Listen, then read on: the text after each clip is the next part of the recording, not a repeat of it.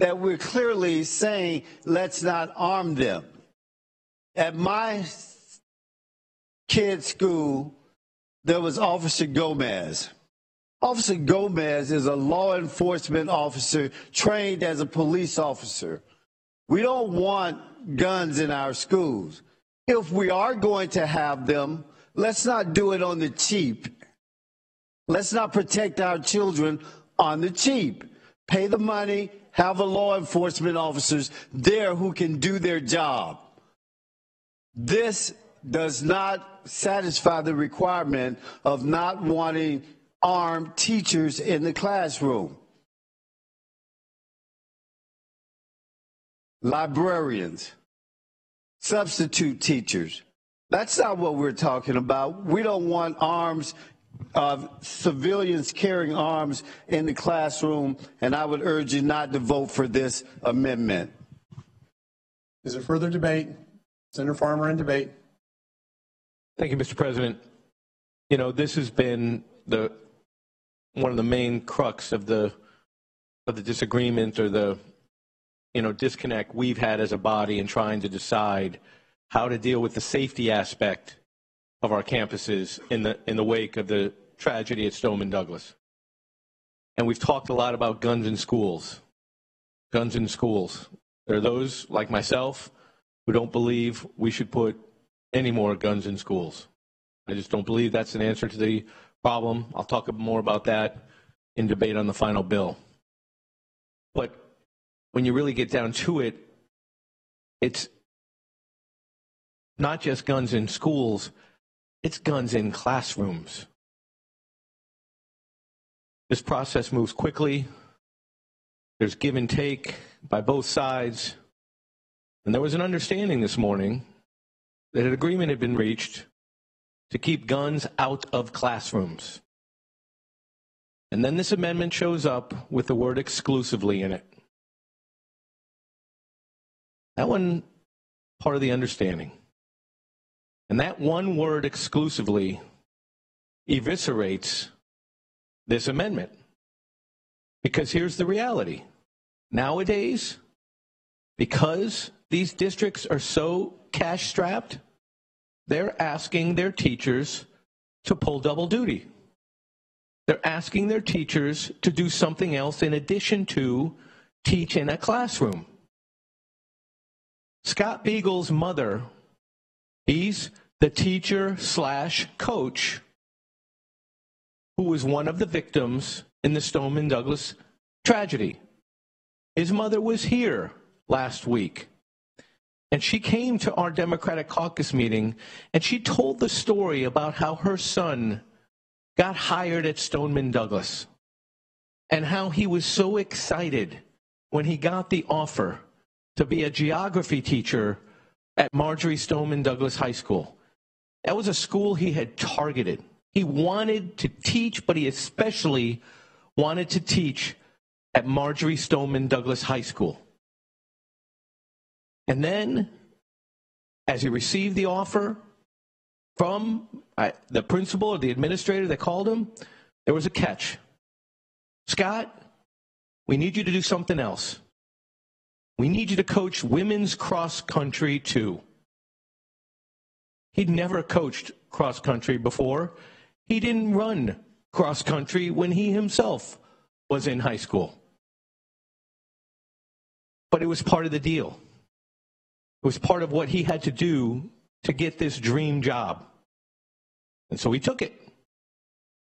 And he learned how to be a cross-country coach. Members, this is not a rare instance. This is common these days. Teachers are asked to take on some extra duty every day. Most teachers are doing something else in addition to teaching in a classroom. And so that word exclusively, it really guts the other language of this amendment. There's another amendment coming. The next amendment says that no instructional personnel can carry a firearm. That would cover all teachers. That would ensure that there are no guns in our classrooms. Frankly, I don't like either amendment. But I don't like this amendment a lot more. Please don't vote for this amendment. Don't put guns in the actual classrooms. Thank you. Is there further debate on the Garcia amendment? Senator Baxley, you are recognized in debate. Thank you, Mr. President. I rise in support of this amendment, and I immediately go back in my own mind to some of the first shocking coverage in the story of this coach and his sacrifice. And there was an interview of 3 very articulate young men who he coached, reflecting on the significance of this man in their lives. And at the very end, the most articulate of the 3, the leader, he said, "I'll always wonder if Coach would have been armed if he couldn't have stopped this." You know, I've heard this rhetoric about no guns in schools, but apparently somebody in that first 5 minutes needed to be able to act. The first 5 minutes is when it happens, and we're not asking anybody to do anything. I get letters from administrators that says, "Look, we're a remote school. I've got some folks here that serve in the military. They know what to do here. Could you please take the handcuffs off so we can act, that we can do what we're charged to do, which is look out for the safety of these students that we love and are with every day?" I know how I would feel if you said, "Look, in your home, you can't have a firearm because something might go wrong. And you're going to put me in a position that my kids, my grandkids, you're telling me I cannot act to their defense?" You know, I remember standing in the parking lot at Hires Baxley funeral service the day after Columbine, and we were all just shocked. And I'm talking to one of my funeral directors, and his son is standing beside us. And we're lamenting what has happened. And this little boy spoke the most brilliant truth. He said, "Well, Dad, why didn't the principal go get his firearm and stop that guy? Why didn't the principal go get his firearm and stop that guy?" He immediately, as a kid, knew what it meant to be responsible for yourself and others. We've got this whole thing upside down when we're starting to say, we're asking, somebody in a kindergarten class to run around and chase somebody with a firearm while they've got little kids. That's what this amendment is saying. That's not what we're doing. We're not asking anybody to do anything. We're just saying, don't tell people they can't do what they know they need to do. And many people will not choose this. It's totally elective. The superintendent would have to agree. The principal would have to agree. The person would have to be asking, can I be released to do this? Can I do these things to be ready? And so I'm sorry that it's been characterized that way. This is the most significant thing you could do, is something about that first 5 minutes. And definitely this amendment says, we're not talking about somebody with a lot of little kids around that they're trying to take care of. We're not asking anybody to do it. We're just saying in select situations, a very strategic presence could affect that first 5 minutes. I would support this amendment. Is there further debate on the amendment? Seeing no further debate, Senator Garcia, you are recognized to close on your amendment. But first, we will go to the bill sponsor, as we routinely do on all bills where an amendment is offered that affects the underlying bill. We give the bill sponsor an opportunity to choose to give her or his opinion if they elect to. and we will give that courtesy to Senator Galvano as the underlying bill sponsor. Senator Galvano, you're recognized in debate on the Garcia amendment. Yes, thank you, Mr. President. Mr. President, Senators, as often happens here, we're going back to the body of the bill to debate. And I just want to put it in perspective. When we closed, after 8 hours of questions and answers and the amendatory process on second reading, the bill that moved to third reading had no exception whatsoever for any school personnel to voluntarily participate in this program. The amendment that Senator Garcia has brought forward, based on definition, based on review with professional staff, would now eliminate the vast majority of that school personnel from participating in the program. The amendment that he brought forward, as I understand it, has been in response to concerns that were raised on this floor and outside of this chamber with regard to this program. And it was a way of maybe stepping back and working across the aisle to go forward. As you recall, we had amendments that went a little further, but in the same subject area that I stood up here and said I would not support, and those amendments failed. Well, here we are on third reading. It takes an extraordinary vote to pass this amendment. So I don't know if it's going to pass or fail, but I know I am prepared at this point to support the amendment as filed by Senator Garcia. Thank you. Senator Garcia, you're recognized to close on your amendment.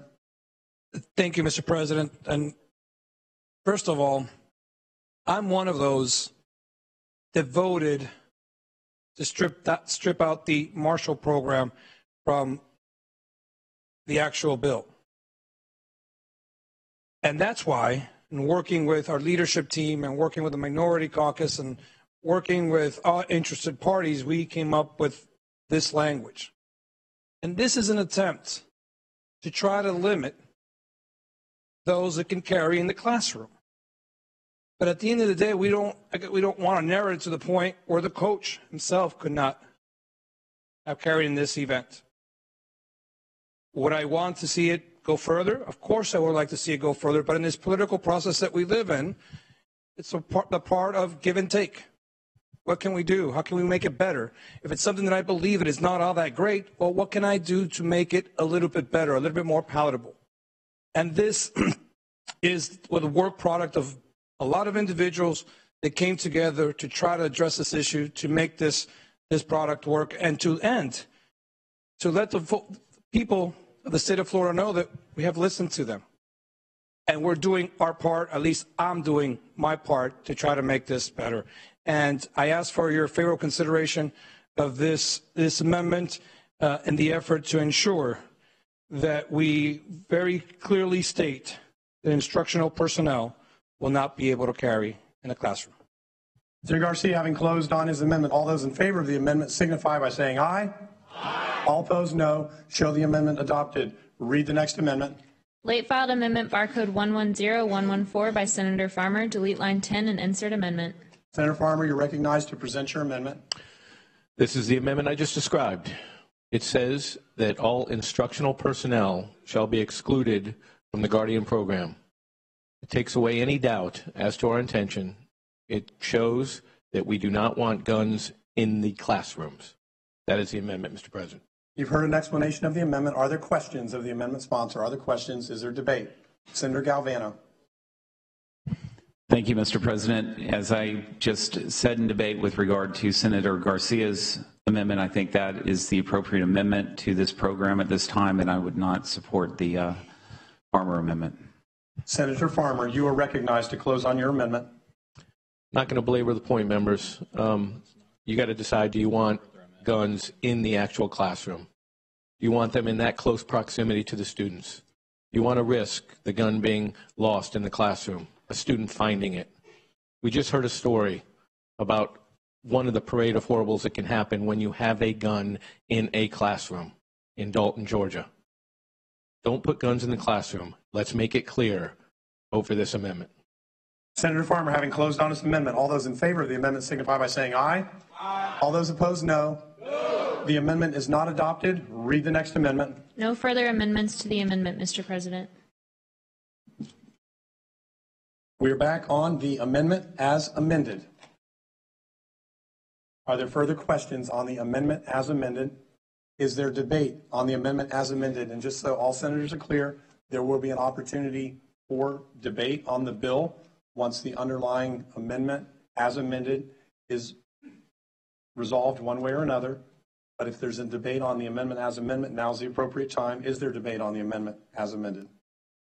Seeing none, then Senator Galvano, you're recognized to close on your amendment as amended, and then we will go to the bill. Thank you, Mr. President. I believe we've covered it sufficiently through the amendment to the amendment process, and you heard my explanation at the beginning, so I close. Senator Galvano, having closed on his amendment as amended, all those in favor of the amendment as amended signify by saying aye. Aye. All those opposed, no. Show the amendment as amended adopted. Read the next amendment. Amendment barcode 126060 by Senator Galvano. Delete lines 864 to 865 and insert amendment. Senator Galvano, you're recognized to present your amendment.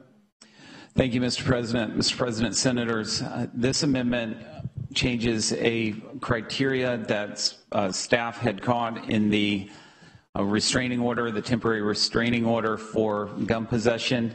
There was a subsection 8 that simply said intent to purchase. We wanted to make sure that we included every weapon, but also had an attendant threat with that. And so it puts in the criteria whether the respondent has used or threatened to use against himself or herself or others any weapons. And this is part of a list of criteria that the judge can consider when making a determination as to whether to enter the order. You've heard an explanation of the amendment. Are there any questions of the amendment sponsor? Any questions? Is there debate? Is there debate? Is there objection? Does any senator object? Seeing no objection, show the amendment adopted without objection. We are now back on the bill as amended. Is there debate on the bill? Is there debate on the bill? Senator Rodriguez, you are recognized in debate.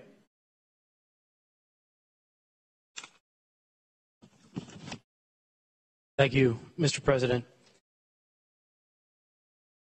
I want to address my remarks initially to the portion of the bill that we just discussed and amended that has to do with arming teachers and other school employees. And I think that, for me, fundamental in terms of our response to yet another school massacre is that a response to gun violence should not be to put more guns in our schools. It has long been part of the NRA's wish list to try to eliminate as many safe zones as possible. And unfortunately, the provisions in this bill that allow arming teachers do just that. And I think that if you were to think that this is a new idea, arming teachers, I would remind you some of the things that have come up recently with respect to the fact that this became one of the NRA priorities after Sandy Hook. After Sandy Hook, the NRA was promoting laws all over the country to eliminate schools as safe zones, to put guns in our schools, in the hands of teachers, in the hands of other school employees. And the language that we just voted on, again, does not correct the fact that teachers, in many cases, will be able to have guns in the classroom while they are in a teaching relationship with the students.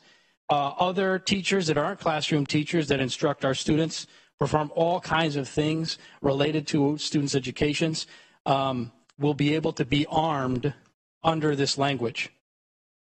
And I think that, again, to make the point that this is not a new idea, that this is fulfilling part of the NRA's dream, something they've been pushing for a while, I would just cite House Bill 753 from 2014. one of the bills that was making its way through the legislature. When I pulled it up, it's CS for CS for CS, which tells me that it made it almost all the way through, if not all the way to the floor. And this is a program, again, this is back in 2014 after Sandy Hook. This is obviously quite some time ago relative to the recent events. But this is a very similar program to what is now going to be in here. And it would allow a superintendent, school board, to authorize what's called a school safety designee to have a concealed weapon. It would allow, it zeroes in on retired or former law enforcement and military, which is one of the big exceptions in this amendment we just voted on. Again, if a classroom teacher is also a track coach, then they can carry a weapon with them in the classroom. If they are JROTC, in the JROTC program, they can carry a weapon as they're teaching students. If they're former or current service members or law enforcement, and they're also teaching in the classroom, they can carry a weapon. And, and again, this is part of what has been an NRA wish list for a long time, which is, again, taking down the safe zones that we have.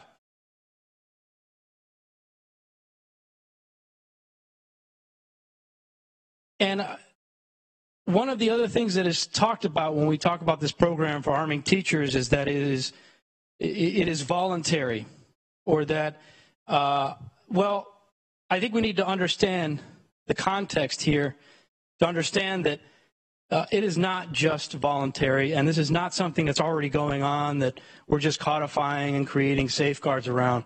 A couple of very important points. The authority that Grady Judd relies on, in my view, hangs by a thread. There's no reason this legislature has to bless what Grady Judd is doing. We could go the opposite route. In fact, that's something that we have discussed in saying, listen, what you're doing does not have the blessing of the legislature. That is not something that we're doing, right? This legislature is blessing and codifying what Grady Judd has implemented. By my reading of this bill as well, the Guns in Schools program is also not as voluntary as it has been presented to us.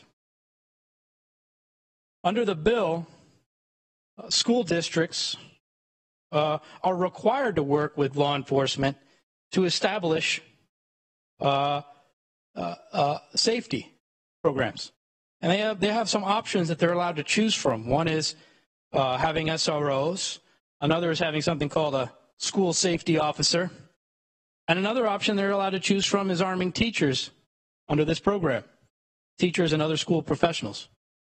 And as some of my colleagues have pointed out, some of the school districts are going to have a very tough choice. Even though they'll be getting money through this bill, if they can't afford an SRO for all the schools, if they can't afford a school safety officer, well then, they don't have. This isn't quite as voluntary as you might be led to believe by how this bill is being discussed.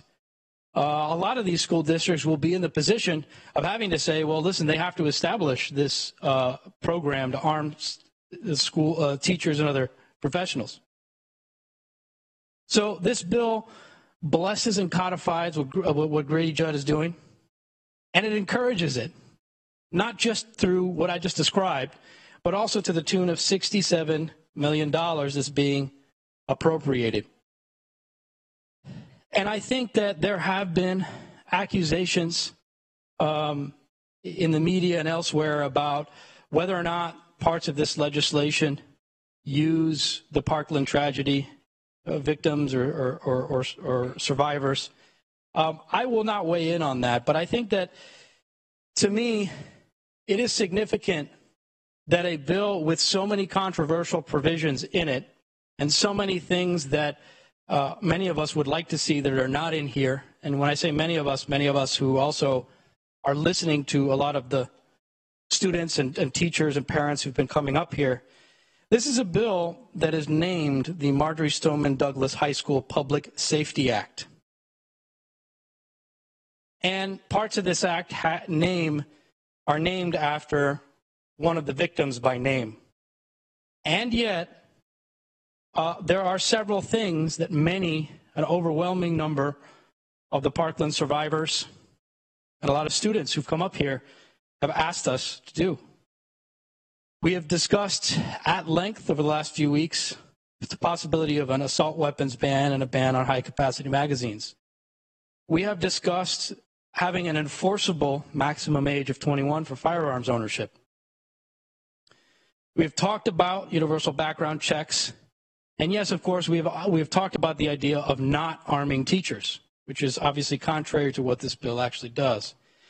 And so I think that one of the things we ought to ask ourselves as we vote for this is, if we are not doing what the survivors of Parkland are overwhelmingly asking us for, and for students who have to live the day-to-day reality of these drills and the day-to-day reality of school violence, is it appropriate to slap the name of Marjorie Stoneman Douglas on the entire bill? Or shouldn't we be passing a bill without their name on it and just saying, hey, this is the best we could do? Because that's honestly how I feel. A bill with so many provisions that are missing and with so many parts of it that were not asked for and that are the NRA's agenda, I don't think deserves to have that name on it. Thank you, Mr. President. Senator Roussan in debate. Thank you very much, Mr. President.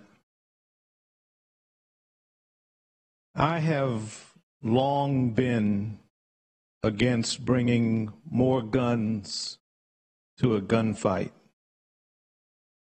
In fact, I recall the morning after the Oregon Umpqua Community College shooting, being in a delegation meeting, and Dr. Carol Probstfeld of Manatee Community College, now State College of Florida, was at the podium. And a member of the delegation said, I hope you college presidents will now join us in campus carry, because if we had had more guns on that college campus, maybe 10 less lives would have gotten killed. And all I could think of was using the emotionality of that moment to make a point. And I said, you know, member of this delegation, I wasn't going to support your bill, but now I'm going to support it. Matter of fact, I'm going to amend it to include a rent-a-gun provision, so that if a member of the faculty or students can't afford to buy a gun and they want to feel safe on the college campus, they can rent one. And Dr. Probstfeld, don't you think that would be a great revenue stream for the university? And you should have seen Twitter light up as Roussan lost his mind. But I was trying to make a point that more guns to a school or to a community college may not have saved more lives. So it's real simple for me. It's just the point of arming more individuals in a setting. But while we concentrate on that, I don't want to lose sight of what this bill does do in terms of mental health. Heroin currently ranks as the #1 opioid-related source of drug overdose among United States teens. This substance alone accounts for more than a quarter of all adolescent overdose deaths, including non-opioid deaths. The next most common opioid source of fatalities is a group of completely synthetic substances that includes medications, prescription drugs. Overall, the rate of fatal opioid overdoses increased by more than threefold between 1999 and 2015 amongst teenagers. Before Parkland, 10 to 12 people were dying every day in this state.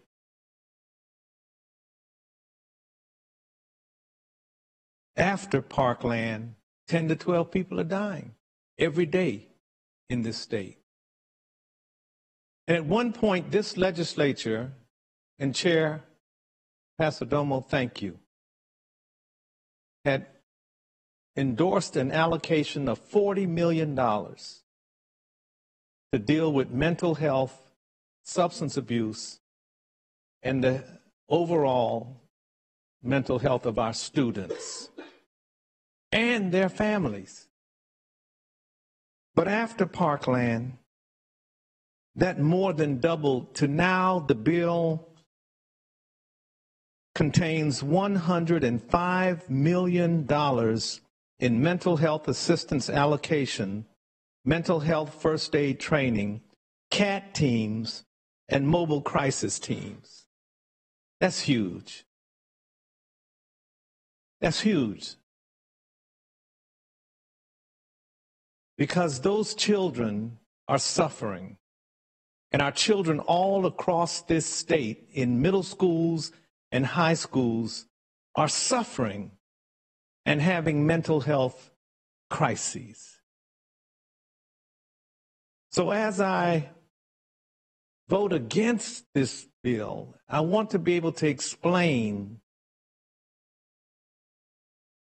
as we do for almost every piece of legislation, there's something in it for us that pushes a button. But there are oftentimes solutions embedded in between the bad stuff. And so I want to thank Senator Galvano, Mr. President, for that section of this bill that is transformative, that for the first time in the history, we are dealing with mental health.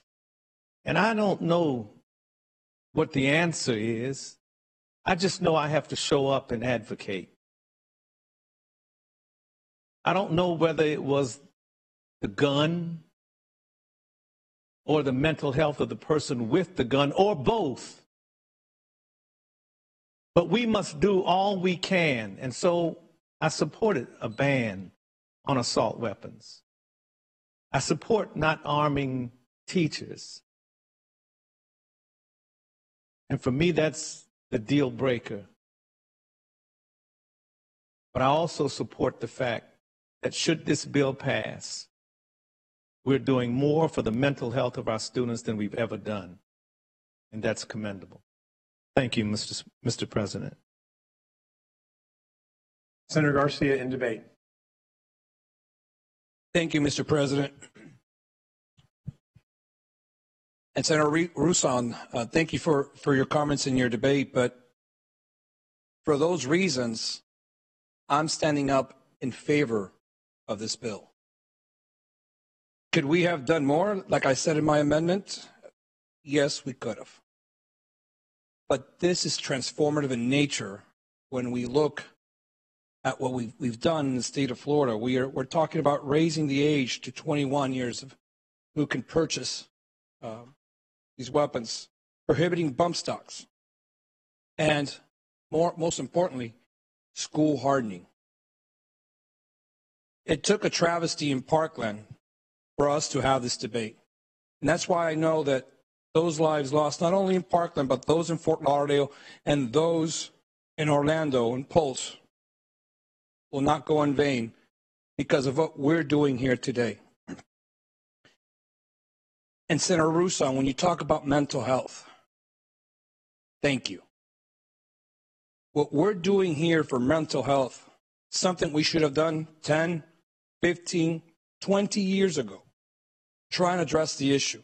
Because when we look at the issue of the violence that we're having in our communities, whether you want to see it's gun violence or any type of violence, that common denominator that usually exists is mental health, either a lack of diagnosis or a lack of treatment. And this bill, with the $104, $105 million that we're going to put into mental health, is going to go such a long way to help individuals. When we look at the school mental health program, there's $69 million in school mental health first aid training, $6.7 million, CAT teams, $9 million, almost $10 million, and the mobile response team, $18 million. And what I love about this bill is the emphasis that we do put on mental health, especially in our schools. That's where it all starts. In our schools, especially in our primary schools. So when we look at the program with the mental health first aids, how amazing is that we're going to train personnel, have money to train personnel to be able to identify students who may have a mental health problem. If we capture that student early, we can get them into treatment or a program. So by having those first mental health first aid trainers on site, the next step will be to refer that student to a counselor. A school-based, listen to this, a school-based counselor who specifies on mental health. Transformative? Absolutely.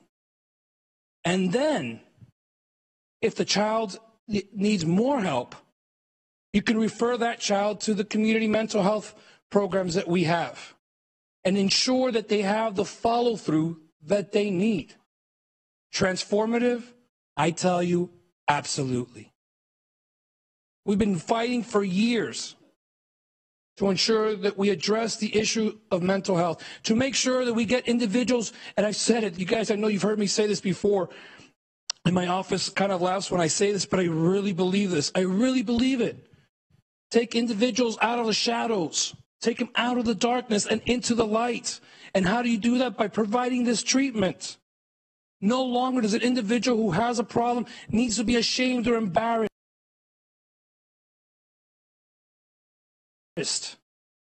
Because they have a medical condition that any of us in this room, any of us watching us right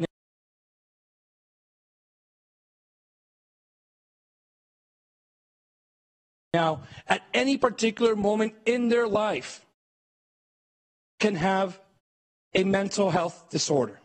Any of us. All that it takes is one crisis. We're all one crisis away. One small crisis away from falling into the despair of mental health issues. And yet, with all that may be wrong in this bill, there's just way too much right.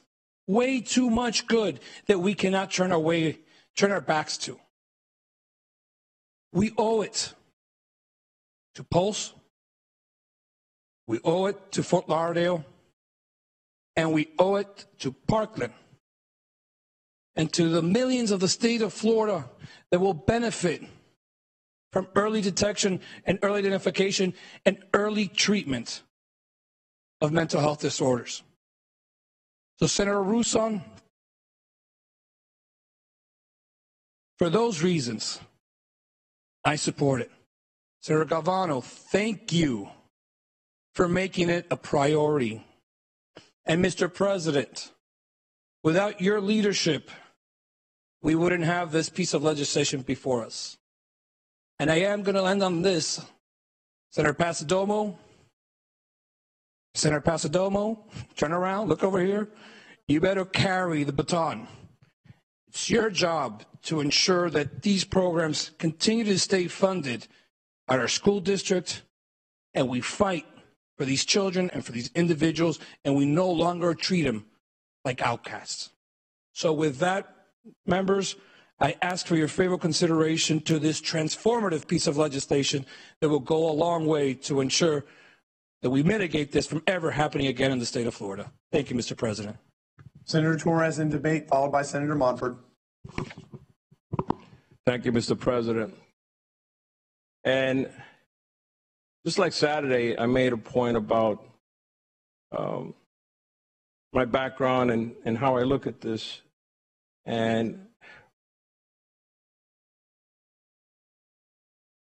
we all know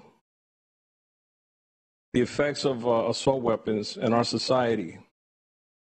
And we all know The vast majority of Floridians, educators, mental health advocates, and gun control advocates agree more guns in our schools will not make our students safe.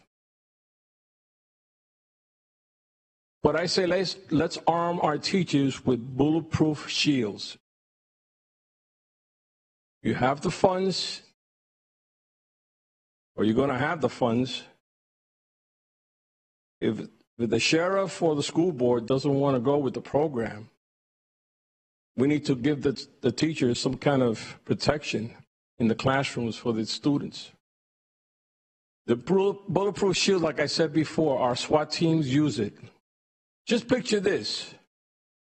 Picture the training that the teachers all can get on having a bulletproof shield in their classroom when they hear an active shooter in their school. You always say the 5 minutes, the waiting time, but that's a long 5 minutes. At least if you know in your classroom you have that bulletproof shield, you can protect those kids you're responsible for. Make no bones about it. You don't want to be in that position when shots are fired and you don't have the resources. Or if you're armed and you don't know which way to go, at least with a bulletproof shield, you can protect your kids while police arrive or your SRO comes to help you out. I want to thank you, Mr. President, for giving me the opportunity. Senator Gibson, in debate. Thank you, Mr. President. And I want to start with some of the, in my debate, with some of the answers I didn't get before in terms of what type of guns will be brought onto school campuses. Some, of course, which include preschoolers on the campus as well. Also, no matter who has a handgun on any campus, they cannot stand up to an assault weapon. We didn't ban assault weapons. We didn't even put a moratorium on assault weapons. So it's still not safe at the school once an assailant gets deeper into the campus, which leads me to another problem. We could take the money, instead of creating a marshal or guardian or whatever we want to call it, program where people are actually armed internally in the school, to do more hardening. The idea, as far as I understood, in this comprehensive legislation, and the legislature finds that there is a need to comprehensively address the crisis of gun violence, including but not limited to gun violence on school campuses. So it's a broader intent than just on the school campus. But the idea in my mind is that you want to stop the perpetrator before they ever get there. So I think when Senator Garcia said we could do more, well, we've spent a lot of time on this legislation, including all day Saturday, and we can do more. We can do more to secure the perimeter to keep the perpetrator off the campus to begin with, as opposed to arming people inside with a firearm that is never gonna make it. It won't stop an assault weapon. So what have we really done? I can't find the part in the legislation that talks about if a school board or superintendent doesn't want the Marshall program, then who wins out? I can't find that. And it shouldn't be, first of all, we don't need it in the first place. We need something different that's more protective before someone gets into the school. So I can't find who wins out. And maybe in his clothes, or her clothes, or his clothes. Whose bill is it, by the way? Okay. in your close, if you could address that in the particular lines where it's applicable in the bill. The amendment that was added that allows JROTC instructors to have a handgun in a classroom also allows a law enforcement officer or current or former law enforcement officer and a former service member actually to be able to go into the classroom and sit all day with their weapons. That amendment did not preclude them from doing that, and it has nothing to do with whether or not they're a teacher. And if you go back and look at the language, you will see that the classroom teacher and the current or former law enforcement or former service member they're not connected together. And so that is, I respect my law enforcement officer and I certainly appreciate former service members, but I cannot imagine my little grandbabies sitting up in a classroom with someone who's holding a gun, because we didn't get an answer before as to whether a gun is going to be holstered, whether it's going to be stored and locked up in a cabinet, whether that's the cafeteria person or the janitor or any other instructional personnel. Where are these guns going to be that will never match up to an assault weapon? And if there is a holstered gun on campus by one of the other persons who are not exclusively classroom teachers, do they have to wear a jacket, a vest? How is it that weapon is carried? Do the kids get to see it? They don't get to see it? In preschool, when kids they're patters, they're not kind of raise your hand. So what happens when they go, oh, Mr. Teacher or Miss Teacher, oh, what's that? That's my gun. How's that going to work? I would also like to see the portion in the bill that talks about the substitute teachers. I have not seen that addressed line by line in the bill, and hopefully that can be pointed out.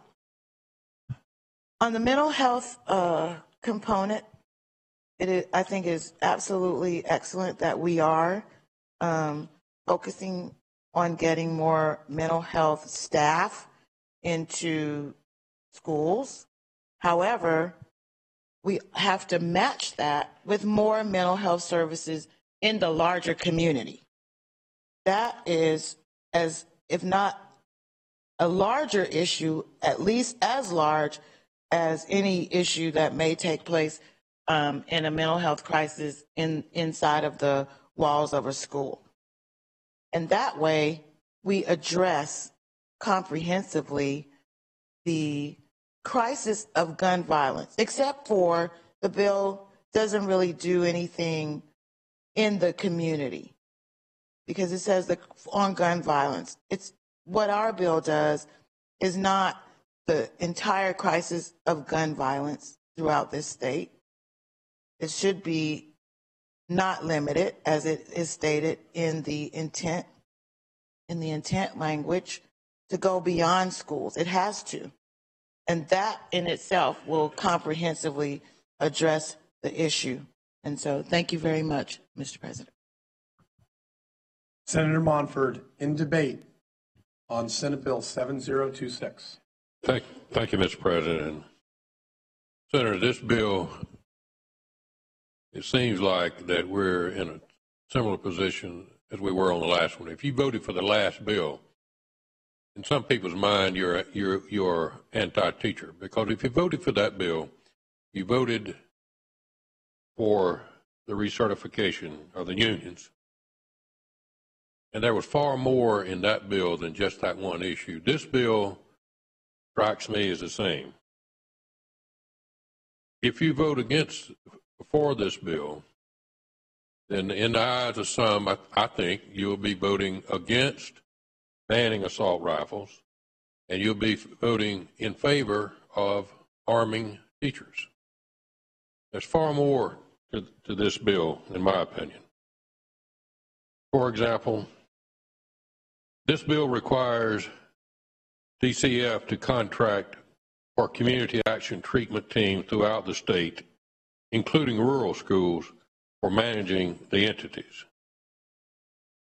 You will recall recently in the news that there was some discussion about some who make threats ain't be charged.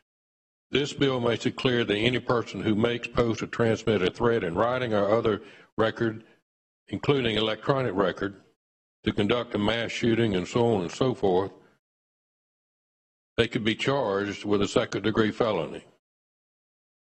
This bill also establishes a mobile suspicious activity reporting tool that allows students and others to relay information anonymously regarding a potential threat. This bill also follows a similar path that we followed after 9/11, and that is the appointment of a public safety commission to study this issue and to come back with a recommendation. This bill also establishes an Office of Safe Schools and Department of Education, which will have a number of different responsibilities. This bill establishes a multi-agency network for students with emotional issues. It clearly outlines the duties and responsibilities of school boards and superintendents. And I could go on and on. But let me mention just some of the appropriation pieces that are found in this bill. $69 million for mental health, $6 million for youth mental health awareness and assistance training. And don't forget, we've got $25 million set aside specifically to replace the building in Broward County that needs to be removed. We also, I could go on and on with the amount of funds that are found in this bill. What I would ask members as you consider this bill is to consider it far more than an issue of just arming teachers. To me, that issue is the most important. School districts will have an option in this bill. If I were school superintendent, I would not arm teachers. I do not think that that is the proper thing to do. That is not a good response. I am not in favor of that. But what I would encourage all of us to do is to consider that issue very, very seriously. But please also pay attention to some of the other good parts of this bill. Thank you, Mr. President. Senator Grimsley in debate. Thank you, Mr. President. You know, Senators, my biggest fear is to get the phone call from the school where my daughter teaches and my grandchildren attend that there's been an active shooter. So this debate weighs heavy on my heart. There are a lot of things in this bill that are very good. There are a lot of things in this bill that I don't like. But what I will say that there is something missing in this bill that we haven't addressed. There was no way to address it this week in this short period of time.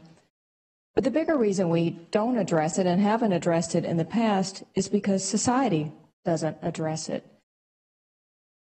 And that is the children that are born into this world every day, that are born into a family that's not loving like the one that I was born into. I've been a nurse for almost 40 years, and I can't tell you how many times I put a precious baby in the arms of someone with a sick feeling in the pit of my stomach, because I knew that that baby was either going to be dead in a few years or, at a minimum, will be abused or neglected. I've worked many night shifts where parents come in with their 2- and 3-year-old children, lay them on the stretcher while they're seeking drugs. Senator Russo and I have talked about this ever since he's been elected to the legislature. We've worked every year for mental health and substance abuse funding. It is an epidemic But I wonder when I go home from this place, I often wonder, where is the moral outrage in the community? Until society decides to stop turning a deaf ear and a blind eye to what we see every day, nothing's going to change. Nothing we do in this body makes a difference. So my debate today isn't necessarily to the 40 members of this body or the 120 members in the House of Representatives. My debate is to the public. We have become a society that is desensitized to what happens to our children. And for those of us who are pro-life in this chamber, ask yourself what that means. Does that just mean we stop caring about these kids when they're born? We should never do that. These children are lost before they hit kindergarten. My daughter teaches 4th grade, and the stories that she tells me breaks my heart. These kids come to school hungry. They come to school abused, sexually abused, neglected. These children grow up to be angry young people who do things like the shooter did at Parkland. And while there is no profile for an active shooter, these issues weigh in. And if we don't catch those children early, you know it takes 3 years in the state of Florida to terminate parental rights. 3 years is an eternity to children. In my opinion, if someone has a baby that is addicted to drugs, their parental rights should be terminated right then, right there. It's a big issue. And you ask any teacher, you ask any nurse. So I won't be here next year, Senator Pasadomo, so I guess we're going to put the burden on you. Senator Garcia and I will be gone, but we tried a few years ago to do a rewrite of Chapter 39. We didn't do a good job, members. We have to bring it back up. But when you go home and you do your after-session speeches, whether you vote for this bill or you vote against it, please don't forget the children. Please remind your communities that they have to engage. Because we can never pass anything out of this body unless our societies are on board with us. Thank you, Mr. President. Senator Lee in debate. Well, thank you, Mr. President. And let me begin where I know we all are at this point, and that is respectful and appreciative of the challenges that Senator Galvano has had in trying to navigate this really, really emotional and difficult issue. It is not easy. This tragedy has come in the 3rd trimester of the legislative session. It forced us, I think, in some ways to be more responsive, more quickly. It would have seemed callous not to be. It is difficult to put together something this comprehensive, this quickly, and get it right when you're trying to get it fast. And that's a reality of this business. And so having watched him stand up here all Saturday like a piñata, and in some cases, I was part of that debate, I want him to know, individual member to member, how difficult, I know how difficult this is. And I have immense respect for you in your efforts to try to navigate through this process. This bill does a couple of really important things. In the area of mental health, I think we are virtually unanimous that there is much that needs to be done. It also has some really good provisions in it regarding the hardening of our schools. Although I will tell you that I would prefer to see more symmetry between the obligations of charter schools and public schools than this bill contains. Charter schools don't have to do this. We only force the public school that is, at least we don't mention charter schools. And so if there's legislative intent for them to do this work, it struck me that the only way that charter schools have to go through this process is if they want to attach the state money that will be available to them from the Office of Safe Schools. So if they don't want any of that money, they don't have to go through this assessment to determine whether their school has vulnerabilities. And Senator Galvano can correct me if I'm wrong there, but that's my reading of the bill.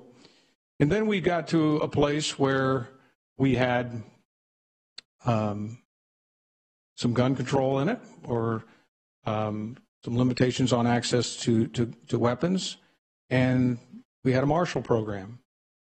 And originally those were traveling separately, and then they got combined. And so a lot of this debate, I think for most of us, ends up being a question of the glass half empty or half full. It's a bit of a Hobson's choice for some of us.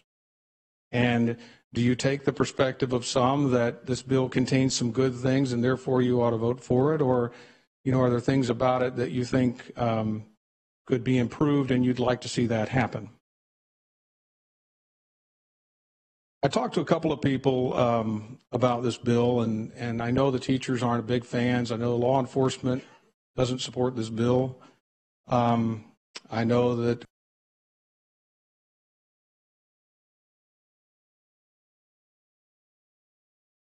some people that government could somehow protect them from the ills in this society. And I want to pick up where Senator Grimsley was, because I think it's really important in this body, in this legislature, to send a message to the public that we have limitations.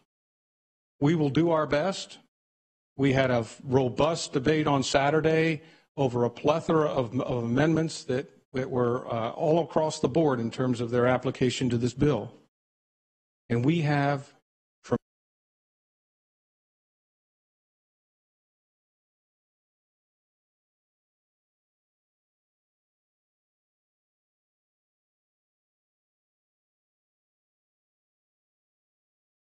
tremendous limitations.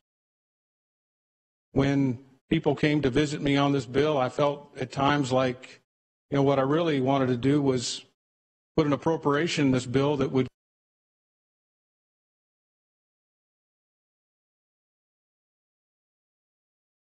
and we're all responsible. Conservatives, progressives, whatever in between. We're all responsible, because I have been here long enough to watch people cloak themselves in commerce, capitalism, to support violence in video games. I've watched people cloak themselves in the First Amendment to support the kinds of violence you see in certain types of music. One thing I wish this commission that's assigned, that's been created under this bill would do would be to try to dive into the core fundamental societal defects that cause us to have such an abject disregard for human life. What's wrong with us? There were just as many guns in this country, at least in terms of access, 50 years ago than there are today. Why is it that people today would go into a school and shoot 17 innocent children? 50 years ago, no one would even have thought. So a lot of this, mental illness and what have you, people have been unhappy and depressed and bipolar, throughout history. But it seems like what they're willing, the depths to which they're willing to go today, just a new low every day. And I'll close with this. It's kind of along the theme of Senator Grimsley. I couldn't agree with her more. If you could pass one piece of legislation in this state, in this country, that would do more good to fix the ills in our society, it would be one that requires or ensures that every child grow up with two loving parents that have the financial resources and the concern and compassion and care for their well-being to raise them. But that's not what we have in this society. We've done our best here. I appreciate what Senator Galvano has attempted to accomplish here. And I'm not going to support this bill today, but I'm going to tell you it is a tough call, Senator Galvano.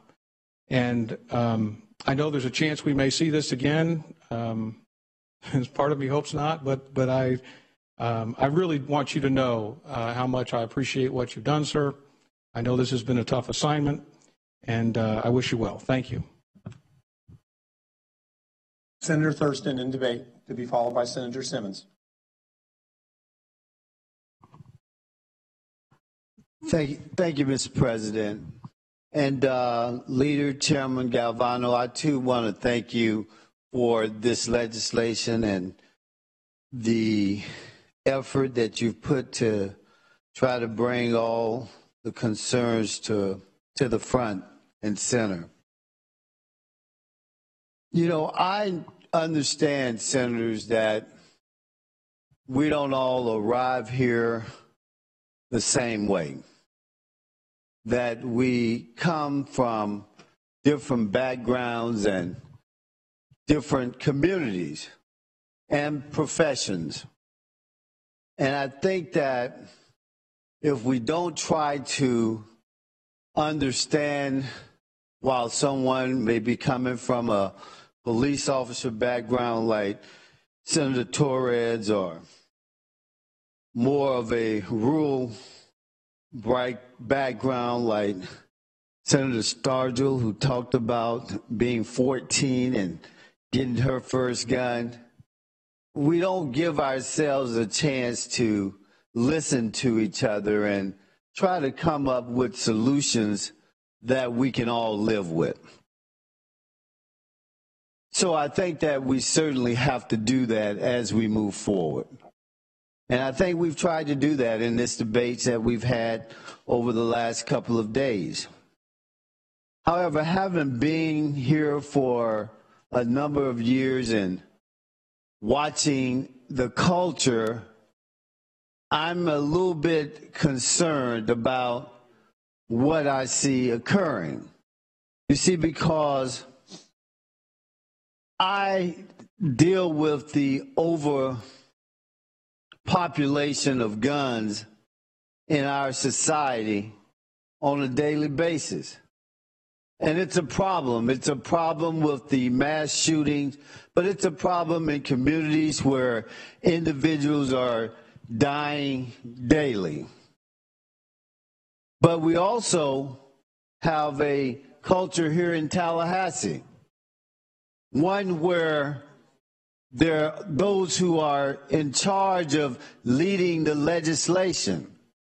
You see, I've been here and I've seen legislation to prohibit elected officials from enacting laws to curb the population of guns, right down to the point that we want to fine them and kick them out of office. I've seen legislation that prohibit doctors from communicating about guns when they have new kids in the home and they just want to tell them how to protect them. I've seen documents, legislation like Stand Your Ground, which I think advocates violence. I've seen legislation proposed as this situation happened in Parkland. We were debating legislation to put guns in churches, put guns in the courthouse. So, yes, there is a problem with the overpopulation of guns. And I understand that if you come from a community where they don't believe that, then you are okay with that type of legislation. Senator Grimsley and President Lee talked about what is the problems in our society. Well, you know, the CDC was studying the effect of guns in our society. The same organizations, the NRA, who are sponsoring this legislation for guns in the churches, guns in the courthouse, they were successful at cutting through the Dickey Amendment, eliminating that research to figure out what's going on with these guns. You see, there is an effort out there to make some changes. But members, senators, This massacre in our own backyard has forced us to deal with this. And how are we going to deal with it? We're having the discussions, and I agree with Senator Rousseau and Senator Garcia about the mental health aspects of it. But you know, when we talk about the outrage, someone says, well, where is the moral outrage? The moral outrage is there, senators. And those young people who came up here from Parkland, who said that they wanted a ban on assault weapons, that's where the moral outrage is. All right, folks, looks like the shot is starting to go away, though.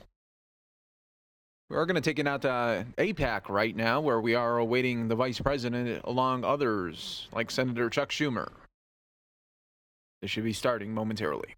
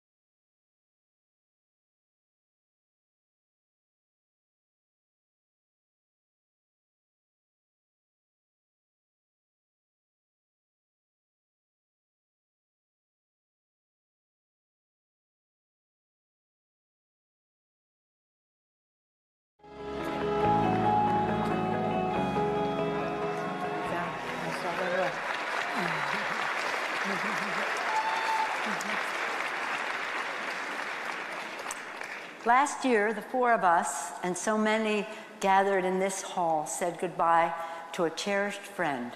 The AIPAC family mourned the passing of a wise and wonderful woman, and the world lost an amazing leader. Naomi Lauder was the mother of our pro-Israel movement.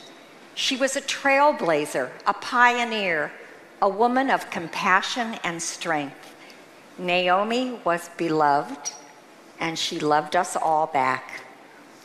She was among the very first people AIPAC founder Cy Kennan turned to when he began building the membership of America's pro-Israel lobby. Naomi was one of the few long-serving AIPAC professionals who remembered the dark world before there was an Israel, and the world of joy when Israel was reborn. Both of those worlds inspired her determination and her perseverance. When AIPAC made the decision to create regional offices in the early 1980s, Naomi was the person to whom we turned.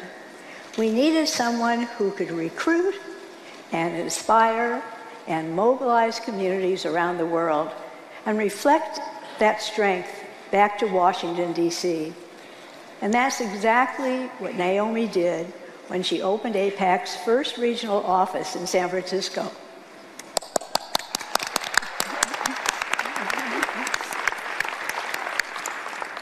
There was no predecessor at the time. There was no template. There were only her ideas and her strategy.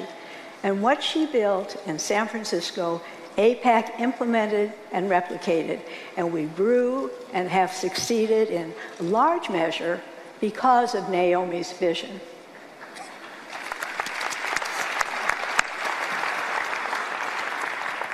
Before there was a Facebook or LinkedIn, there was Naomi. She created meaningful relationships with people in the Jewish, civil rights, and political communities. When my family moved to San Francisco in 1969, Naomi was the first friend I made.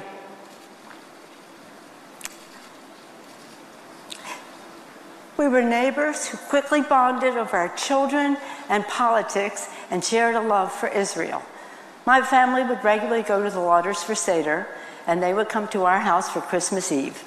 Together we shared birthdays, bar and bat mitzvahs, weddings, and so many of life's little moments in between.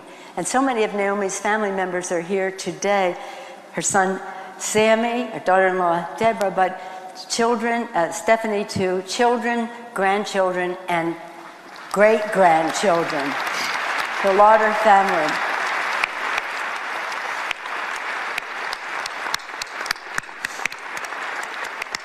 In talking about Naomi, it was impossible not to talk about Bob, too. He was wonderful. But Naomi knew you and your family and what was happening in your world. And even more importantly, she knew what you were capable of accomplishing long before you understood it yourself. In later years, Naomi crisscrossed the country, creating activist councils wherever she went. And she focused on diversity. Did we have enough representation from different synagogues, churches, federations, big cities, small towns, political parties, ages, backgrounds? All right, folks, welcome to the Fox 10 News Now stream. You can see this is a protest. We're learning of the Richard Spencer. I was going to be speaking today, and it looks like there is a protest happening right now, and it looks like police are coming in.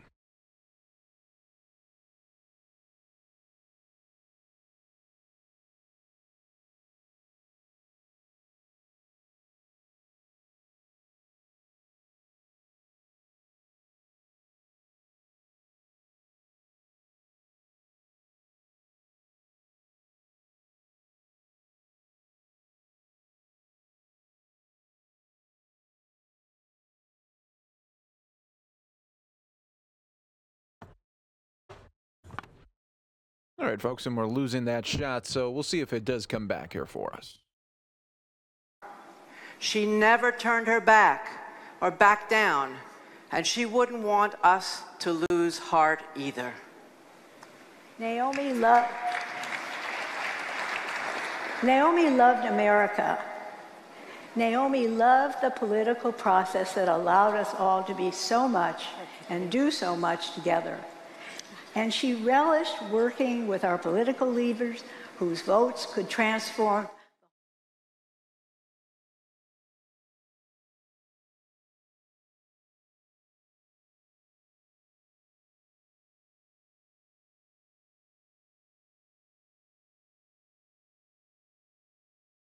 All right, folks, and so as a shot, we wait to get back here. At least half a dozen people already arrested today after supporters of Richard Spencer clashed with protesters outside Michigan State University, where the white nationalist was scheduled to speak. Fights broke out on a road leading to Michigan State University in East Lansing as several dozen backers of Spencer walked up a road leading to the campus. There were several hundred demonstrators have gathered. Continue to wait here to see if we can get that shot there back up for you.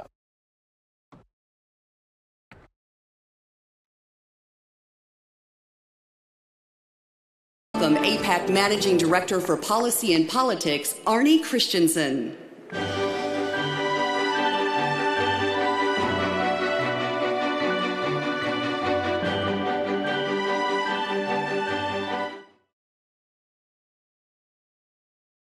Every 2 years, after a new Congress has been sworn in, AIPAC's Educational Foundation organizes and leads trips to Israel for members of the House of Representatives. These trips give new and returning legislators the opportunity to meet with Israel's top government leaders, to see firsthand Israel's security challenges, to learn from political and security experts, and to discuss critical issues with Palestinian officials. One powerful aspect of these trips is that members from both parties spend time in Israel together. And that happens.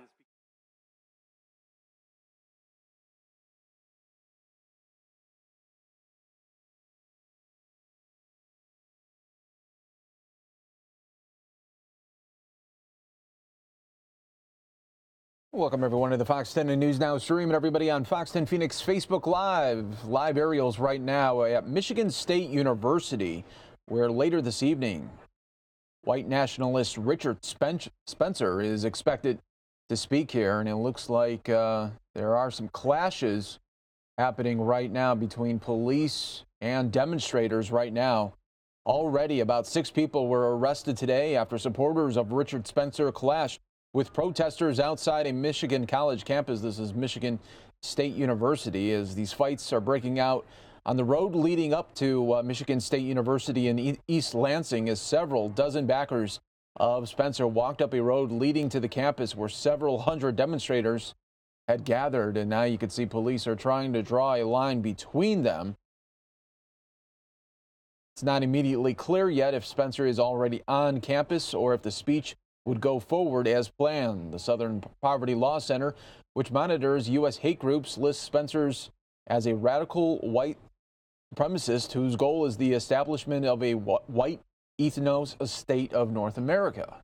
So we're taking this live look right here as an outspoken supporter of Trump during the 2016 campaign. Spencer rose from relative obscurity after widely circulated videos showed some Trump supporters giving Nazi-style salutes to Spencer during a gathering in Washington to celebrate the Republican candidate's win.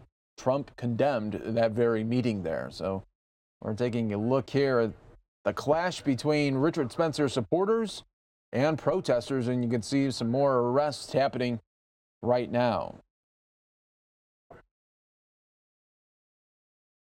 Back in October, protests broke out as Spencer gave a speech at the University of Florida in Gainesville. 2 months earlier,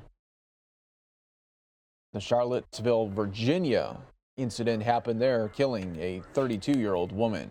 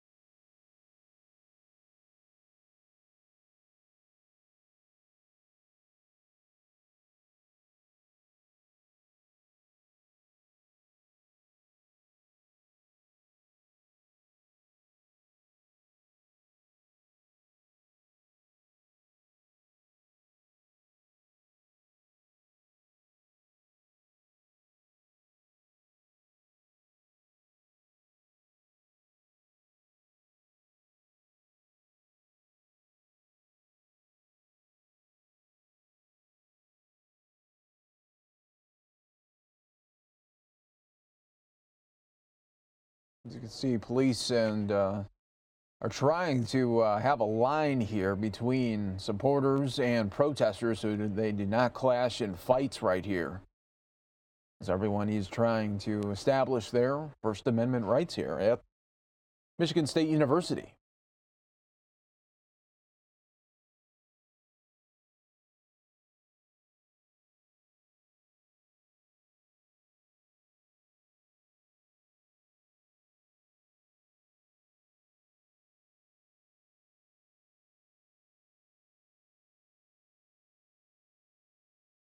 And the shot goes a little bit in and out, though, with us. We're trying to establish that feed there. Sky Fox.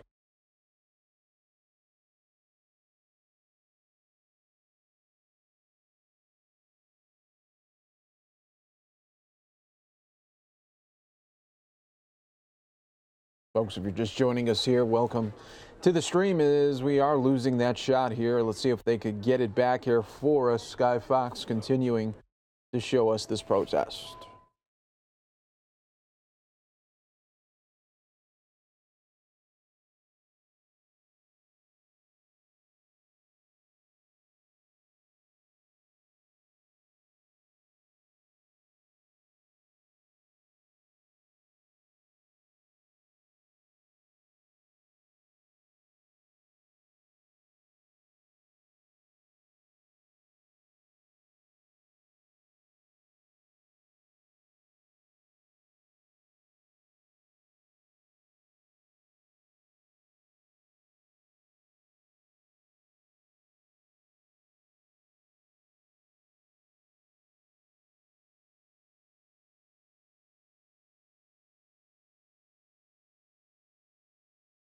All right, and we are seeing this clash happen right now as police is trying to draw some sort of line here to get the people back here, but fortunately this shot just comes a little bit in and out right here.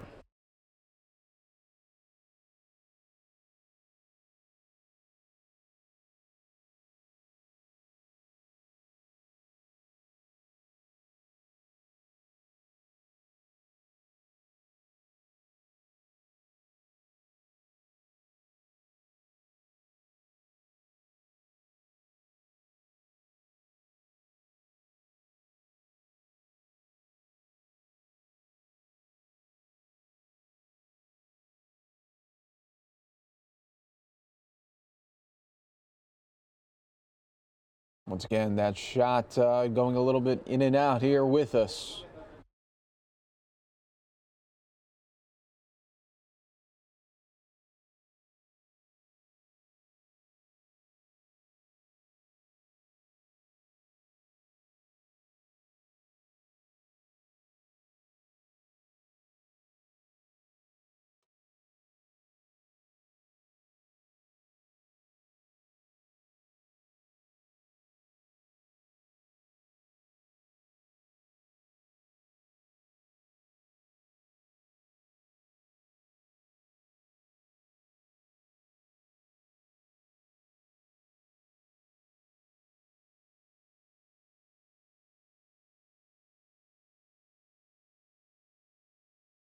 Okay, folks, we're referencing to see if there's any ground shots here of that protest there in Michigan. This is obviously right now a shot of Arizona right now, but we did lose that shot, looks like completely. See if they could get it back to us right now, but we'll continue to wait here and see if we could get it back here for you.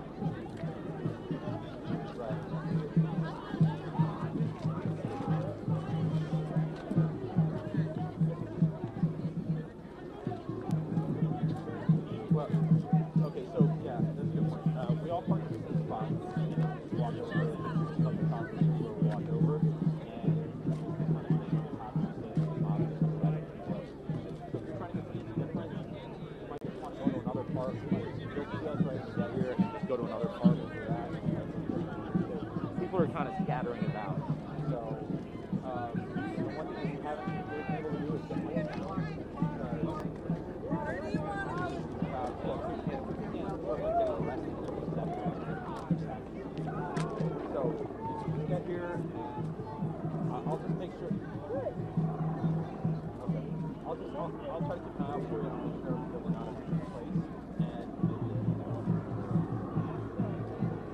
And I realize it's not ideal.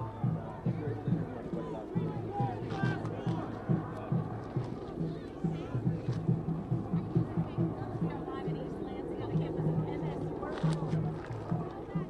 Yeah, it's 4301. Yeah, and we're at the corner of Pavilion Road and Lake Pond.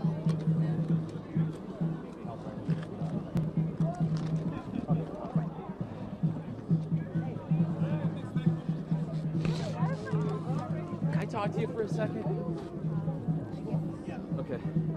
Just tell me, what are your thoughts on, the violence that keeps erupting out here? I know that's not why most people came here. They wanted to keep it peaceful. What are you feeling as you've seen, people clash physically? I think the violence we need to be more concerned about is the violence that speakers like Richard Spencer will propagate if given the opportunity to speak at a microphone or speak in general. What about the criticism of the police that they're trying to somehow protect Spencer's following? That's very well-founded criticism. You don't feel that they're trying to keep everyone here safe? No. Okay. All right. I appreciate you talking with us. Be careful. Okay, you can do your live picks. I'd say we show this. Show these guys.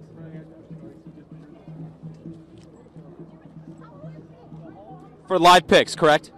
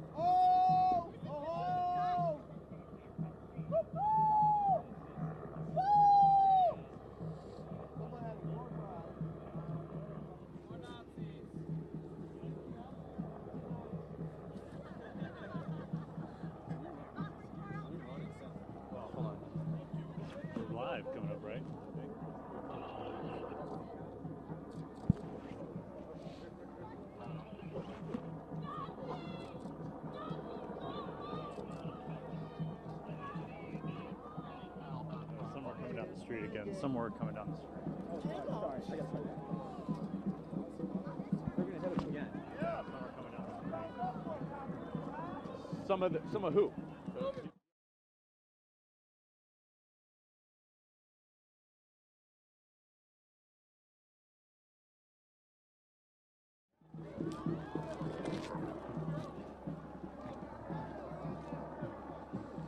Just keep a safe distance.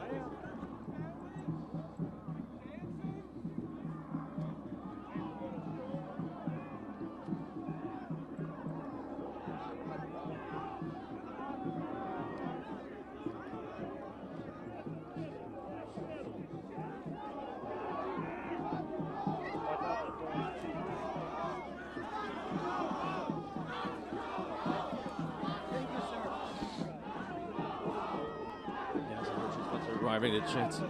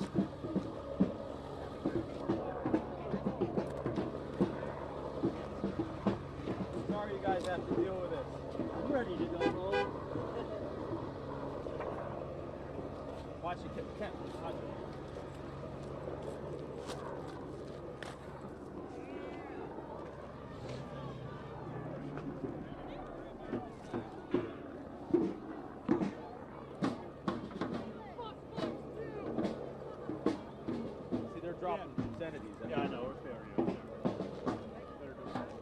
They're yelling at the just around those people. Yeah, that's so.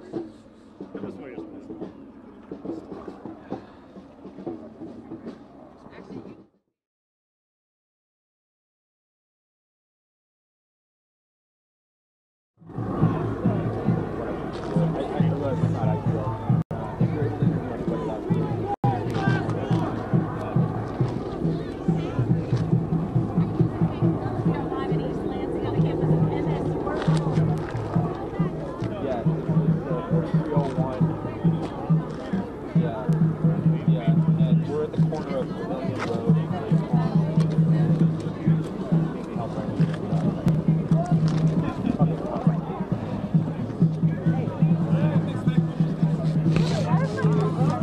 talk to you for a second? Okay. Just tell me, what are your thoughts on, the violence that keeps erupting out here? I know that's not why most people came here. They wanted to keep it peaceful. What are you feeling as you've seen, people clash physically? I think the violence we need to be more concerned about is the violence that speakers like Richard Spencer will propagate if given the opportunity to speak at a microphone or speak in general.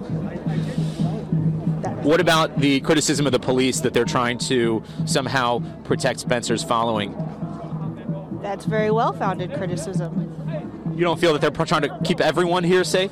No. Okay. All right. I appreciate you talking with us. Be careful. Okay, you can do your live picks. State University Police. There's also an armored vehicle out here from the Lansing area police, and they're just trying to contain all of this, trying to keep the peace. They've certainly got their hands full. There is a perception among some of Spencer's opponents that the police are trying to keep Spencer's followers safe, and that's fueled some of the anger out here. Back to you guys. We're live coming up, right?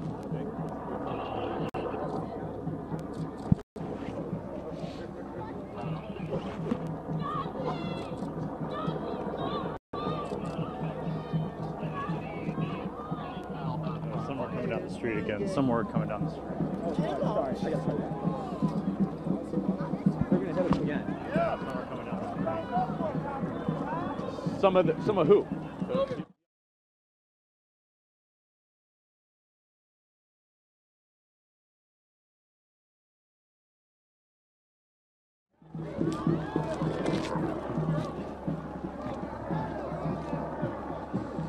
Just keep a safe distance.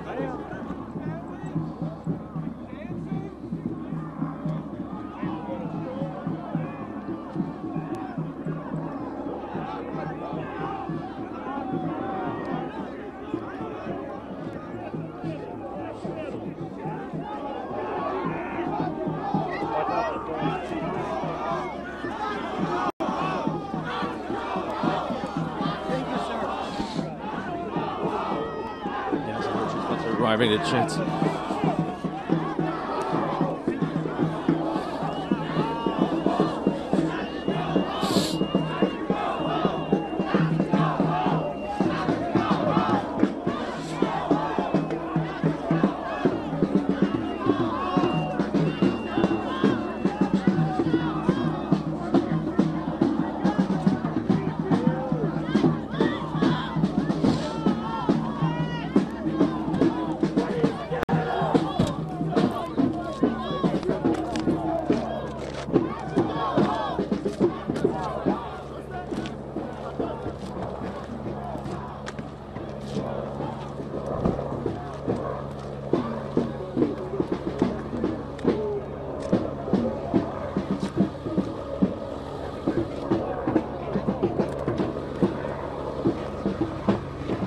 Guys have to deal with this. I'm ready to go home. Watch it, Ken. Watch it.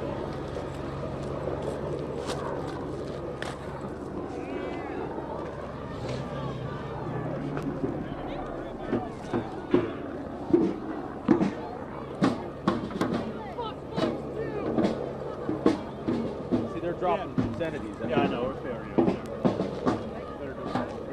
yelling. Around those people. Yeah, that's so. This way is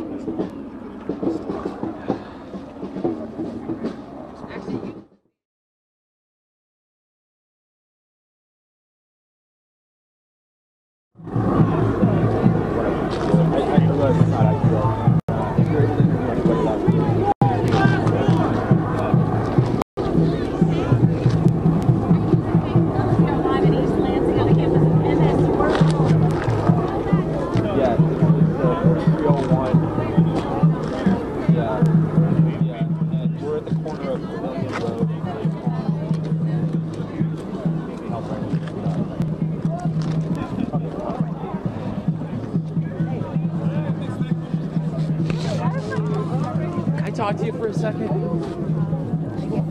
Okay. Just tell me, what are your thoughts on, the violence that keeps erupting out here? I know that's not why most people came here. They wanted to keep it peaceful. What are you feeling as you've seen, people clashing physically? I think the violence we need to be more concerned about is the violence that speakers like Richard Spencer will propagate if given the opportunity to speak at a microphone or speak in general. What about the criticism of the police that they're trying to somehow protect Spencer's following? That's very well-founded criticism. You don't feel that they're trying to keep everyone here safe? No. Okay. All right. I appreciate you talking with us. Be careful. Okay, you can do your live.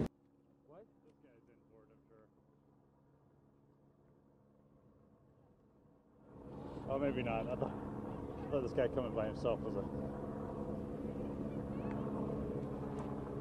So, can we go cut that thing real quick? Yeah, hold on. Just like we did the last time? Oh, no, but I wouldn't give myself some position. Good, you're covered. Yeah. So we just want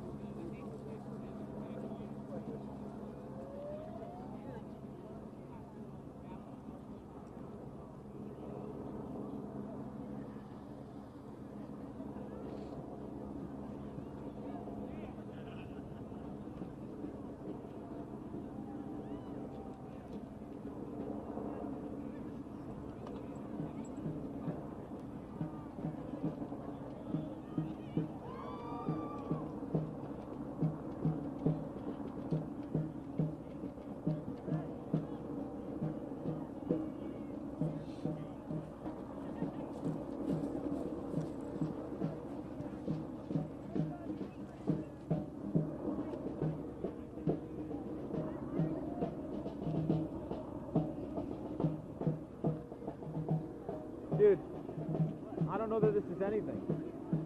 I'm sorry, the person you are speaking.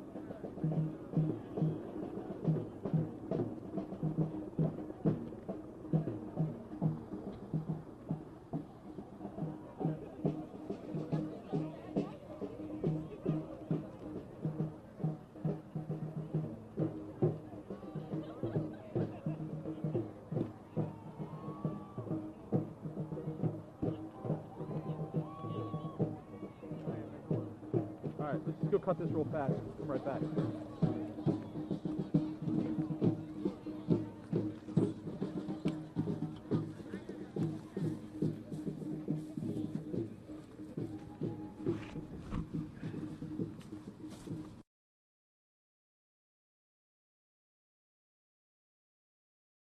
I'll try to keep an eye out for you. I'm sure we're not in a good place. And I realize it's not ideal. If you're able to interview anybody, that would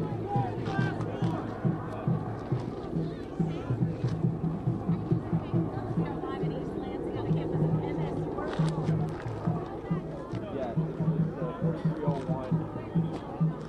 Yeah, and we're at the corner of Pavilion Road and Great Pond.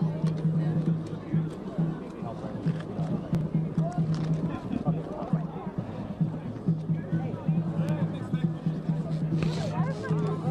Can I talk to you for a second? Okay. Just tell me, what are your thoughts on, the violence that keeps erupting out here? I know that's not why most people came here. They wanted to keep it peaceful. What are you feeling as you've seen, people clashing physically? I think the violence we need to be more concerned about is the violence that speakers like Richard Spencer will propagate if given the opportunity to speak at a microphone or speak in general. What about the criticism of the police that they're trying to somehow protect Spencer's following? That's very well-founded criticism. You don't feel that they're trying to keep everyone here safe? No. Okay. All right. I appreciate you talking with us. Be careful.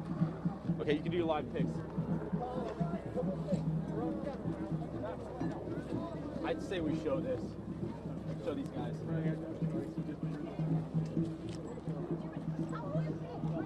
For live picks, correct?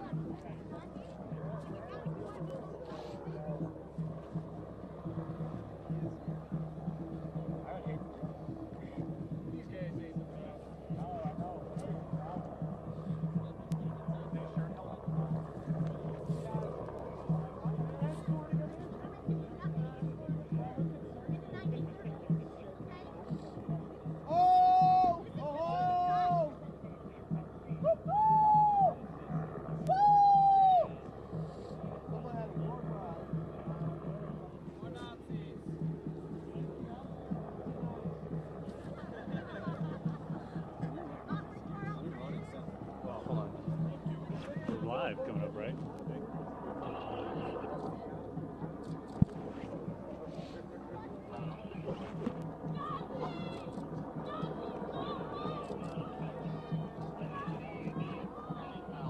Somewhere coming down the street again. Somewhere coming down the street.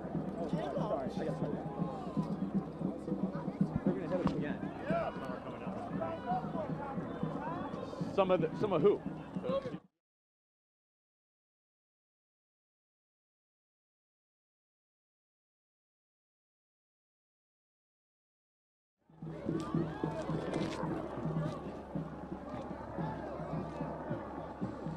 Just keep a safe distance.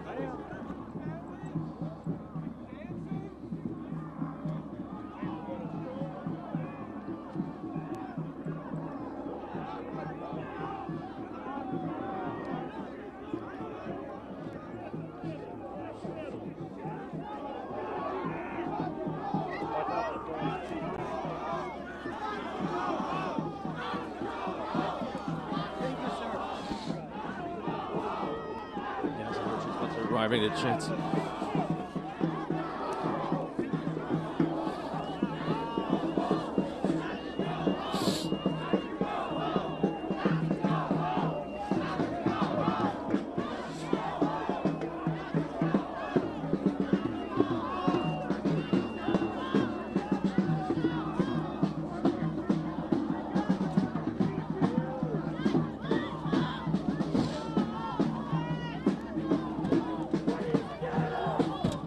All right, everybody. So that was just a little bit of tape playback from right there out on Michigan State University. If we hear any more about the upcoming speech tonight, of course, we'll bring it to you right here on fox10phoenix.com.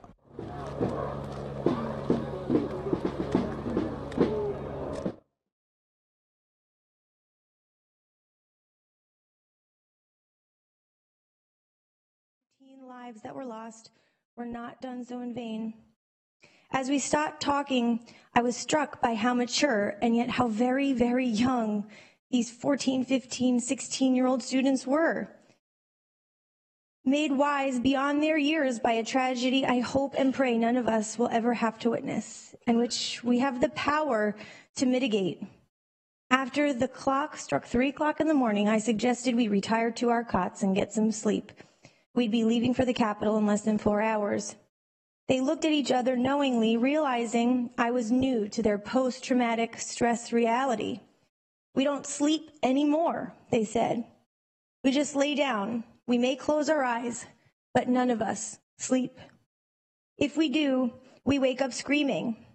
They talked about how scared they were to sit in silence because they could still hear their friends screaming and crying. And it made me, as I was preparing for today, think about our moment of silence on Saturday and the things that I can hear since February 14th when I try to sit in silence. And I hear prayer chants from a Buddhist funeral that, Mr. President, you attended along with Senator Galvano and Senator Montford. I know Senator Rader and I have talked often about how he still hears the screaming and the crying of those parents in the Marriott Hotel. What should I say to those kids? How do you even begin that conversation? Well, it has become clear to me that these students, their peers, their teachers and educators and family with school-age children all across the state of Florida don't want us to say anything. They want us to do something. Do I think this bill goes far enough? No. No, I don't. But what I disagree with more is the idea of our allowing the great to be the enemy of the good and letting session come to a close without some meaningful legislation. My community was rocked. My school children were murdered in their classrooms. I could not live with the choice to put party politics above an opportunity to get something done that inches us closer to the place I believe we should be as a state, and that moves the needle on the action that we are being called to take from these families, from these students, and from educators statewide. We have been elected to represent the will of the people. Their will is clear. Let's get something done. So today I support the all-out ban on assault weapons, which is not in this bill, but it is clearly the will of the people, and I will vow to continue to work towards this end. I support the outlawing on the sale of bump stocks that is currently in this bill, and I vow to continue working with my colleagues to pass legislation to completely outlaw these dangerous modifications that turn firearms into indiscriminate military-grade killing machines.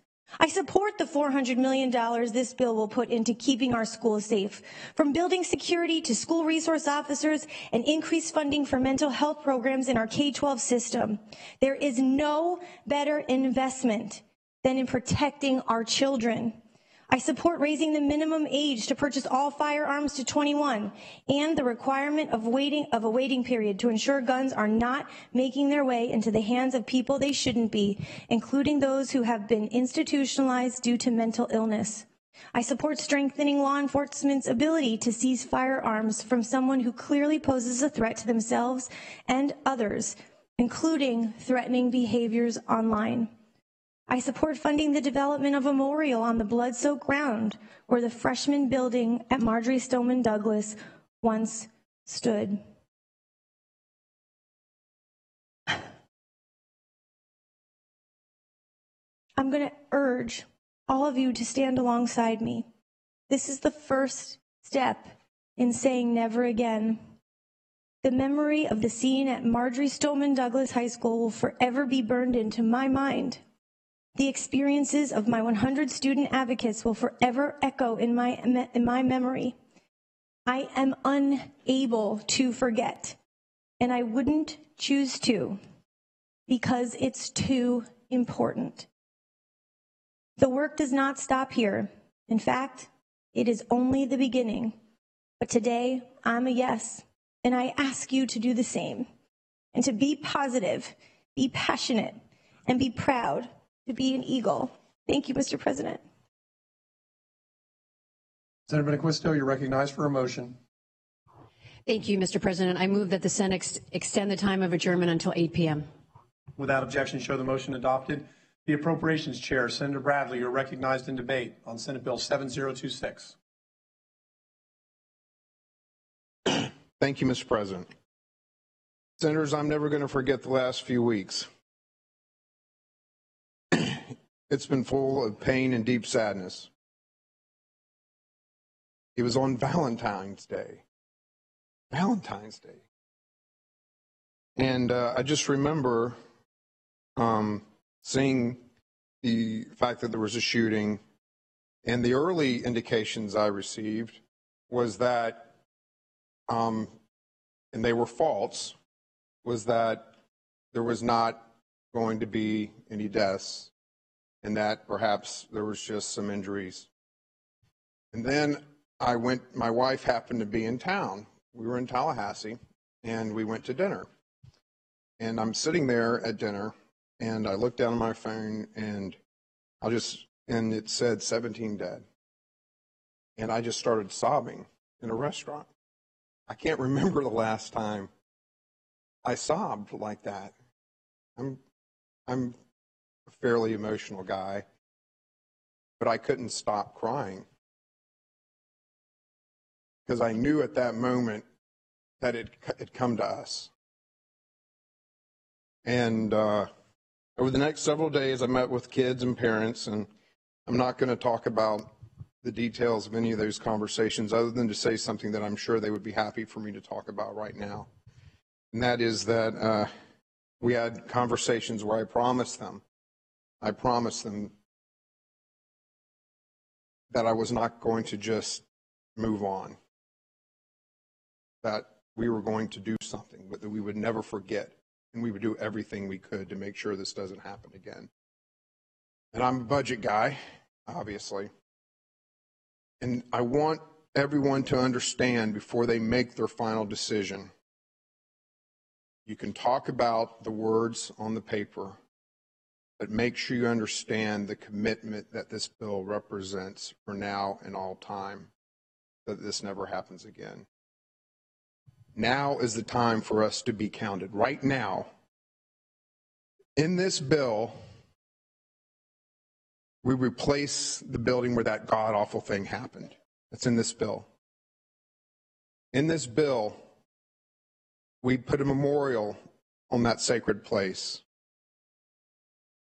And in this bill, we make the first real effort to make sure this never happens again by attacking the root problems of mental health,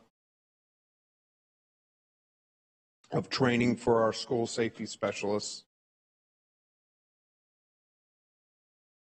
And these are record commitments.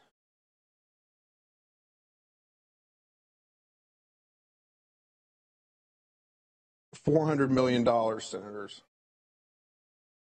When we started down this road, the world was a very different place, and the budget was a very different document. This is an unprecedented commitment to make sure that those solemn promises and discussions that were made are going to be followed through.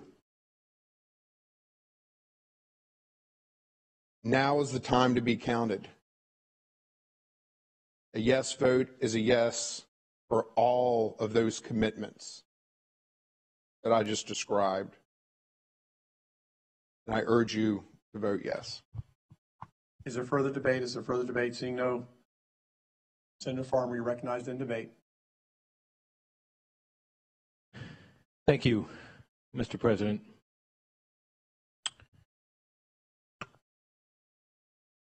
We're talking a lot today about the mental health funding that's in this bill. And without question, it's funding that's needed, funding that's overdue, it's funding that should have been there a long time ago. And it is, I agree with you very much, good friend Senator Bradley, part of the root cause of this terrible tragedy that we just had. And we've taken great care to address the issue of the safety of our schools. Nothing is more important than protecting our children, without a doubt. And those issues, funding mental health, trying to make sure that people who lack mental stability don't possess firearms, and hardening our schools and trying to do whatever we can to make sure someone like the assailant at Stoneman Douglas can't get onto the school property in the first place. Those are so important. And they're issues of prevention. And we absolutely must do whatever we can to prevent another tragedy like this from occurring. But here's the reality. No matter how... All right, folks, this is the last day that we are going to be on this abbreviated schedule on News Now. Pilar is going to be back with you guys tomorrow, and we will have a full stream for you starting tomorrow. Thanks so much for joining us today on News Now, and we will see you all tomorrow.